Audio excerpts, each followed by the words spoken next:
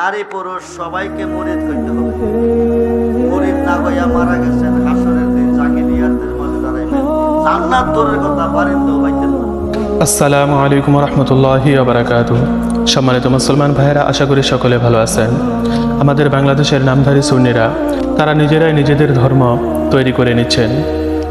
আল্লাহ নবী সাল্লাল্লাহু আলাইহি ওয়াসাল্লামের নিয়ে আসা ধর্ম তারা তাদের মন মতো পরিবর্তন করে তারা নিজেদের মন যেটা ভালো চাচ্ছে, যেটাকে তাদের পছন্দ মনে হচ্ছে, সেটাকেই তারা তাদের ধর্মের মধ্যে শামিল করে নিচ্ছেন। পূর্বের জামানার নবীর উম্মতেরা ঠিক এই কারণেই তারা ধ্বংস হয়ে গেছেন, এমনকি তাদের ধর্ম বাতিল হয়ে গেছেন। কারণ তারা তাদের কাছে যেটা সহজ মনে হয়েছে বা যেই কাজটা তাদের জন্য ভালো, তারা সেটাকে ভালো মনে করে নিয়েছেন। আর আল্লাহ তাআলার পক্ষ থেকে যে আদেশগুলি ছিল, সেই আদেশ নিষেধগুলি তারা এরকমভাবে বিকৃতি করে নিয়েছেন। ঠিক তেমনিভাবে আমাদের বাংলাদেশের নামধারী সুন্নিরাও তারা তাদের ধর্মকে নিজের মন মতো পরিবর্তন করে নিয়েছেন। ওলে দাম মক্কার কাবার চেয়ে হাজার হাজার লাখ লাখ গুণ বেশি দাম। কেন বাবা ওলিদের মাজার যখন জিয়ারত করতে হয়, তখন কাবাকে পিছে বালাইয়া আল্লাহর ওলিকে সামনে রাখিয়া জিয়ারত করতে হয়। এই কারণে ঘর বাইতুল্লাহ, এই ঘর নির্মাণের পর থেকে আজও পর্যন্ত কেউ বলতে পারেনি এর দাম কমে গেছেন। এমনকি এর ফজিলত কোরআন এবং হাদিসের মধ্যে আছেন। সমস্ত নবী রাসূলগণ এই কাবা ঘরকে তাওয়াফ করেছেন।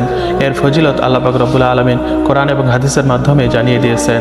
কিন্তু কোন হাদিস বা কোন ফতোয়া, কিসের ভিত্তিতে তারা এটা বলতেছে যে কাবা ঘরের থেকেও নাকি তাদের মাজারের দাম বেশি?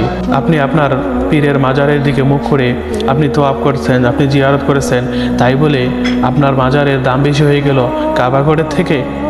অথচ কাবা ঘরের ফজিলত কোরআন এবং হাদিসের মধ্যে আছে। আর মাজারকে ভাঙার জন্য আল্লাহ নবীজির আদেশ আছে। এর দ্বারা আপনারা নিজেরাই নিজেদের ধর্মকে তৈরি করে নিয়েছেন। আবার বলতেছে পীর সাহেবের মুরিদ যদি না হয় তাহলে কাল কিয়ামতের দিন নাকি আমরা জান্নাত পাবো না। এটা আবার কোন ফতোয়া, কোন হাদিসের ভিত্তিতে বলতেছেন? এদেরকে আল্লাহ পাক রব্বুল আলামিন তো ওহী নাজিল করা বন্ধ করে দিয়েছেন। এদের কাছে কি শয়তান ওহী নাজিল করেন? এটাই বোঝা যায় যে তাদের কাছে শয়তানের ওহী নাজিল হয় আর তাদের মুখ থেকে এরকমভাবে জাহেলে মুরাক্কাবের মতো বক্তব্য বাইর হয়। আর সামনে যে গণ্ডমূর্খরা আছে তারা সেই ভুল ধরারও যোগ্যতা রাখে না, এমনকি তার প্রতিবাদও করে না।